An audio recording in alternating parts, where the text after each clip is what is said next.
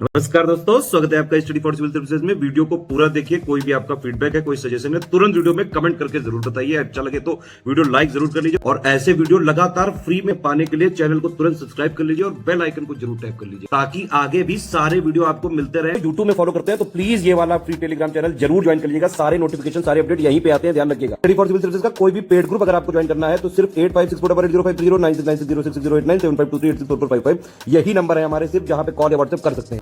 Instagram पे हमारा page जरूर फॉलो कर लीजिएगा, studyforcivil.services है। ट्विटर पे हमको जरूर फॉलो कर लीजिएगा, @studyforcivils है। सारे क्वेश्चन अटेम्प्ट करिए और स्कोर अपना तुरंत कमेंट करके बताइए। हाईकोर्ट की आगामी परीक्षा जो कि बहुत नज़दीक आ गई है, उसके लिए निरंतर अभ्यास की आवश्यकता है और उम्मीद है कि आप लगातार अभ्यास कर रहे होंगे। रिवीजन के साथ साथ अगर आप अपनी तैयारी को परखते नहीं हैं तो फिर चीज़ें सही ढंग से नहीं हो पाती हैं, आप अपनी कमियों को नहीं जान पाते हैं।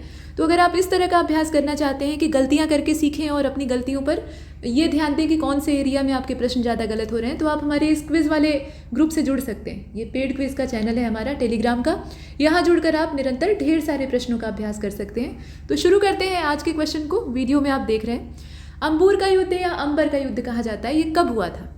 तो ये कब हुआ था आप बताइए। 1730 में हुआ था, 35 में हुआ था, 45 में कि 49 में? करेक्ट आंसर क्या होगा? 1749। अंबर का युद्ध जो है वो 1749 में होता है। इसके बाद आगे बढ़ते हैं। प्रश्न संख्या 2 को देखिए। कलकत्ता की जमींदारी अंग्रेजों को किस सूबेदार ने दी थी? तो ये अजीमुल शान का काम था, या सिराजुद्दौला के द्वारा ऐसा किया गया था, या अलीवर्दी खान ने दिया था, या फिर मुर्शीद कुली खान ने दिया था? सेकेंड क्वेश्चन को आप देख रहे हैं। करेक्ट आंसर इसका क्या होगा? ए हो जाएगा, अजीमुल शान। इसके बाद अगले वाले को देखिए। सिराजुद्दौला के द्वारा नहीं दी गई थी। सिराजुद्दौला तो कुछ भी देने को तैयार नहीं था और इसीलिए मारा भी जाता है। शाह आलम द्वितीय, ये जो उपाधि है ये किस मुगल बादशाह ने धारण की थी? तो शाह आलम द्वितीय के नाम से हम इसे जानते हैं, लेकिन इसका असली नाम पूछा जा रहा है आपसे। तो ये अली गौहर था, फर्रुख शेर था, बहादुर शाह द्वितीय था, या मुअज्जम था? अली गौहर का ही दूसरा नाम, जब वो सिंहासन पर बैठता है तो शाह आलम द्वितीय के नाम से उसको जाना जाता है। और इसका जो समय था वो बड़ा ही उथल पुथल भरा हुआ था। सत्ता परिवर्तन होता है और इसे एकदम से बंदी जीवन बिताना पड़ता है। प्रश्न संख्या 4 को देखते हैं। मुंतखबुल लुबाब, ये एक पुस्तक का नाम है, इसके लेखक कौन है आप बताइए? खफी खां, अबुल फजल, फैजी, या Rahim Khan? Fourth question, correct answer क्या होगा? खफी खां। नेक्स्ट, जिज मोहम्मद शाही, ये भी एक पुस्तक है और किसके द्वारा लिखी गई है? लेखक का नाम बताइए। तो सवाई जय सिंह द्वितीय के द्वारा लिखा गया है, अकबर शाह सेकंड के द्वारा, खफी खां के द्वारा, अमीर खुसरो के द्वारा। जिज मोहम्मद शाही। फिफ्थ क्वेश्चन, करेक्ट आंसर क्या होगा? सवाई जय सिंह द्वितीय के द्वारा इसको लिखा गया है। पांचवें का जो ए वाला ऑप्शन है वो सही है। इसके बाद छठवें क्वेश्चन में आपसे एक युद्ध के बारे में पूछा जा रहा है जो कि करनाल का युद्ध था और मुगलों और नादिर शाह के बीच में हुआ था। नादिर शाह लुटेरा था। तो अब बताइए ये युद्ध कब हुआ था? ये 24 फरवरी 1738 को हुआ था, 24 फरवरी 1739, या फिर जून में हुआ था 1738 में, या 1738 में ही, मतलब 29 और 11 जून की तारीख दी है। इसमें आप देखकर बताएं। 6 क्वेश्चन, करेक्ट आंसर कौन सा होगा? इसका बी हो जाएगा, 24 फरवरी 1739।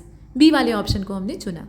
इसके बाद 7th क्वेश्चन को देखिए। Where is the National Bureau of Plant Genetic Resources located? ये जो National Bureau of Plant Genetic Resources है, इसकी लोकेशन कहाँ पे है? कहाँ पे स्थित है? नई दिल्ली में है, कोलकाता में है, या फिर मुंबई में है, या चेन्नई में है? जगह ये एक्चुअली है कहाँ पे? तो नई दिल्ली में है। ठीक है। इसके बाद आगे चलते हैं। प्रश्न संख्या 8 को देखिए। पूछा जा रहा है कि the soil of which biome is acidic and has little mineral content, मतलब वो जो मिट्टी है किस बायोम की मिट्टी है ये बताना है आपको। तो यहाँ की जो मिट्टी है वो एसिडिक होती है, उसमें एसिडिक प्रॉपर्टी ज़्यादा होती है और मिनरल्स जो है वो बहुत कम मात्रा में पाए जाते हैं। तो ऐसी मिट्टी बंजर होती है, अनुपजाऊ होती है। अब बताइए ये कहाँ पे पाई जाती है? ट्रॉपिकल रेन फॉरेस्ट में पाई जाती है, शंकुधारी वन यानी जो कॉनिफेरस फॉरेस्ट होते हैं वहाँ पर पाई जाती है, या शीतोष्ण वनों में पाई जाती है? कहाँ पर पाई जाती है?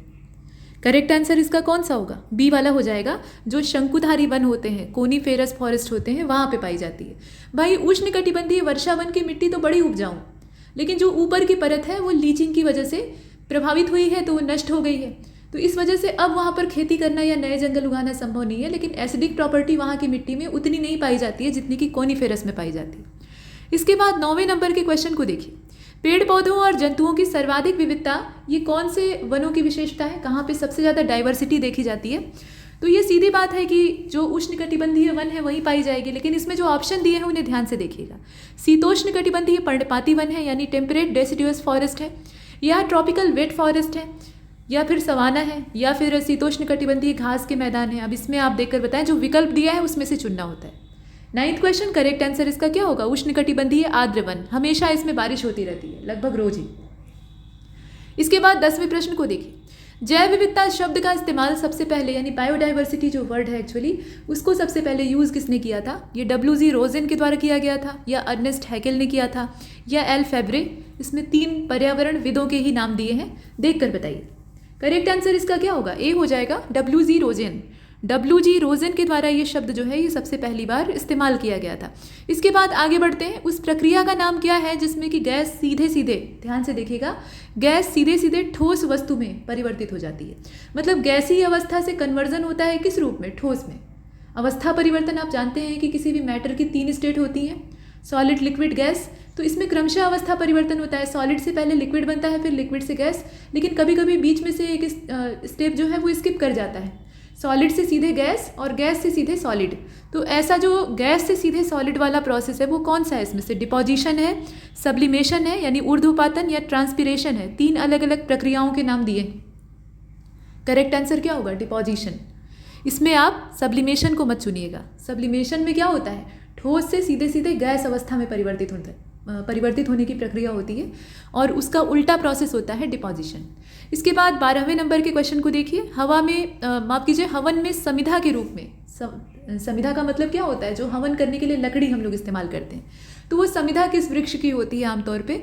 तो वैसे तो देखिए यज्ञ पर निर्भर करता है, यज्ञ किस चीज़ का है, तो बहुत सारे पेड़ों की लकड़ियाँ इस्तेमाल होती हैं, लेकिन आमतौर पर आम की लकड़ी, आम के वृक्ष की लकड़ी इस्तेमाल होती है, इसलिए मैंगो वुड।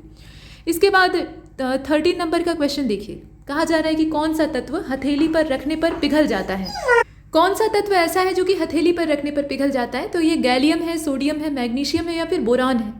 ये गैलियम होता है। ठीक है, इसके बाद आगे बढ़ते हैं। सिगरेट लाइटर में कौन सी गैस का इस्तेमाल किया जाता है? आर्गन भरी होती है, ब्यूटेन भरी होती है, नियॉन भरी होती है, या फिर CO2 होती है? देख कर बताइए। करेक्ट आंसर क्या होगा? ब्यूटेन। ये जो सिगरेट लाइटर होते हैं इसमें ब्यूटेन गैस का इस्तेमाल किया जाता है। इसके बाद 15वें को देखिए। सारगैसो। सारगैसो एक समुद्र के एरिया का नाम है, लेकिन ये मूल रूप से, यहाँ पे ये क्वेश्चन है, मूल रूप से ये किस महासागर का हिस्सा है? सारगैसम नाम की वनस्पति से ये ढका हुआ है। बताइए, ये उत्तरी अटलांटिक में पाया जाता है, दक्षिणी अटलांटिक में है, या फिर प्रशांत में चला गया है, पैसिफिक ओशियन में? कहाँ पे है? 15। करेक्ट आंसर ए हो जाएगा, ये नॉर्थ अटलांटिक ओशियन में पाया जाता है। नेक्स्ट 16 नंबर के क्वेश्चन को देखिए। इसमें कहा गया है कि what are the sensitive area from the point of view of maritime security is called. मतलब जो समुद्री सुरक्षा की दृष्टि से संवेदनशील क्षेत्र होते हैं उनको पर्यावरण की भाषा में क्या कहते हैं? हॉट स्पॉट कहते हैं। हॉट स्पॉट, माफ कीजिए, होप स्पॉट्स कहते हैं, या फिर सिक्योरिटी स्पॉट्स कहते हैं, या वाटर स्पॉट कहते हैं। इसमें नाम दिए हुए हैं। वैसे हॉट स्पॉट का मतलब आप जानते हैं, जैव विविधता की दृष्टि से संवेदनशील स्थान होता है, लेकिन यहाँ बात समुद्री एरिया की हो रही। करेक्ट आंसर क्या होगा? ये हॉप स्पॉट्स होते हैं, या होप स्पॉट्स इन्हें कहा जाता है। इसके बाद यहाँ आप देखें 17वें नंबर के क्वेश्चन को। कौन सा क्षेत्र हॉट स्पॉट नहीं है? तो सुंडालैंड नहीं है, या फिर ईस्टर्न घाट नहीं है, या इंडो वर्मा क्षेत्र नहीं है, या फिर वेस्टर्न घाट नहीं है। कौन सा नहीं है वो आपको बताना है। राइट आंसर पूर्वी घाट। ईस्टर्न घाट इस एरिया में, मतलब इस रेंज में नहीं आता है।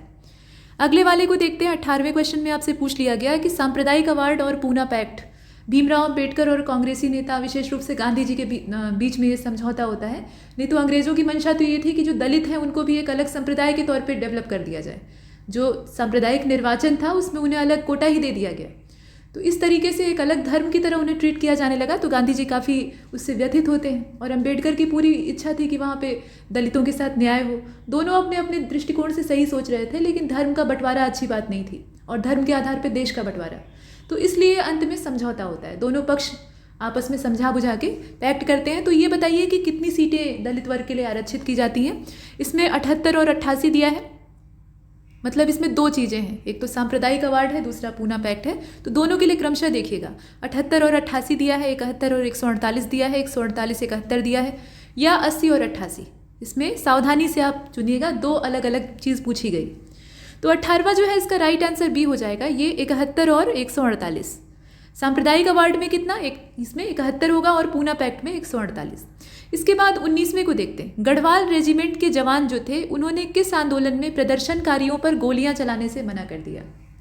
ये अपने ही नागरिकों पर, अपने ही देशवासियों पर गोली नहीं चलाएंगे, ऐसा इन्होंने कहा। तो ये कौन सा था? नॉन कॉपरेशन मूवमेंट था, सिविल डिसोबीडियंस मूवमेंट था, या क्विट इंडिया मूवमेंट था, या इसमें से कोई नहीं था? तो देखिए 19वां जो है इसका राइट आंसर बी हो जाएगा, ये सविनय अवज्ञा आंदोलन था। इसके बाद चलते हैं अगले वाले की ओर। 20वां, नमक सत्याग्रह के समय गांधी जी गिरफ्तार हो जाते हैं, दांडी मार्च करते हैं, वहाँ सांकेतिक तौर पे नमक कानून तोड़ते हैं और उसके बाद उन्हें अरेस्ट कर लिया जाता है। तो उसके बाद आंदोलन के नेता का स्थान किसने ले लिया था, मतलब आंदोलन को लीड कौन कर रहा था? अब्बास तैयब जी, अबुल कलाम आज़ाद, पंडित जवाहरलाल नेहरू, या फिर सरोजिनी नायडू? करेक्ट आंसर क्या होगा? अब्बास तैयब जी। इसके बाद आगे चलते हैं। सरोजिनी नायडू का भी अच्छा खासा योगदान था, इसमें जितने नाम आप देख रहे हैं सभी का अपना अपना उसमें रोल था, लेकिन नेता की हैसियत से कौन था उसका पूछा जा रहा है। 21वें क्वेश्चन में आपसे पूछा गया कि राज्य विधानमंडल के सदस्यों की जो निरर्हता होती है, मतलब उन्हें वैलिड नहीं घोषित किया जाना या अवैध घोषित किया जाना, उसके संबंध में प्रश्नों का निर्णय कौन करता है? इसमें अंतिम जो फैसले का अधिकार है, निर्णयन का अधिकार है, वो किसके पास होता है? राज्यपाल के पास होता है, विधानसभा अध्यक्ष के पास होता है, राष्ट्रपति के पास होता है, या chief justice of high court के पास होता है? देखकर बताइए। 21 करेक्ट आंसर राज्यपाल के पास होता है। इस तरह के फैसले लेने का हक किसको होता है? राज्यपाल को होता है, और निर्वाचन आयोग के परामर्श से वो ऐसा काम करता है। इसके बाद 22 को देखते हैं। संविधान के किस अनुच्छेद के तहत राष्ट्रपति द्वारा राज्यपाल की नियुक्ति की जाती है? ये कौन सा है भाई? वैसे आप जानते हैं कि प्रोविंस में राष्ट्रपति का रिप्रेजेंटेटिव होता है राज्यपाल, और नियुक्ति कौन करता है? राष्ट्रपति करता है। तो इसमें ये आर्टिकल कौन सा है? 152 है, 153 है, 155, 154? करेक्ट आंसर 22 का ये डी वाला हो जाएगा। ठीक है, इसमें हम डी वाले को चुनते हैं और उसके बाद आगे चलते हैं। प्रश्न संख्या 23 को देखिए। पूछा जा रहा है कि गुजरात, महाराष्ट्र, ये दो राज्य जो हैं, इनके संबंध में स्पेशल प्रोविजन किस आर्टिकल में दिया गया है? ये कौन सा अनुच्छेद है, जरा देखकर बताइएगा। करेक्ट आंसर इसका क्या होगा? इसमें साफ दिख रहा है 371 के कई सारे पार्ट हैं, लेकिन ये 371। इसके बाद 24वें नंबर के प्रश्न को देखिए। In which article the provision of council of ministers has been made to aid and advise the governor? ये जो ऐड और एडवाइस वाला काम है, गवर्नर को ऐड और एडवाइस देने का काम, ये मंत्रिपरिषद के द्वारा किया जाता है। मतलब प्रावधान ये कौन से अनुच्छेद में हमें दिखाई देता है? राज्यपाल को सहायता और सलाह देने का काम मंत्रिपरिषद करती है। ये कौन से आर्टिकल में लिखा हुआ है? तो 24 का इसमें डी वाला हो जाएगा, और डी वाला है 163। ये मंत्रिपरिषद के इस अधिकार का वर्णन करता है। और इसके बाद जो 25वां और अंतिम प्रश्न है उसको ध्यान से देखेगा। कहा गया है कि 91वां जो संविधान संशोधन होता है, उसके बाद किसी राज्य मंत्रिपरिषद में मंत्रियों की कुल संख्या मुख्यमंत्री को जोड़कर कितनी होनी चाहिए? उसमें सीएम भी इंक्लूड है, ध्यान दीजिएगा। तो ये 10% होना चाहिए, मतलब विधानसभा की कुल सदस्य संख्या का 10% होना चाहिए, या फिर 15% होना चाहिए, या 20, या फिर 30। तो इसका जो राइट आंसर है वो इसमें बी हो जाएगा। बी का मतलब है कि 15%।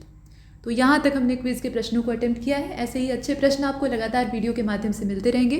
अगर आप हमारे इस पेड क्विज़ वाले चैनल से जुड़ना चाहते हैं तो बेशक जुड़ सकते हैं। तब तक के लिए नमस्कार।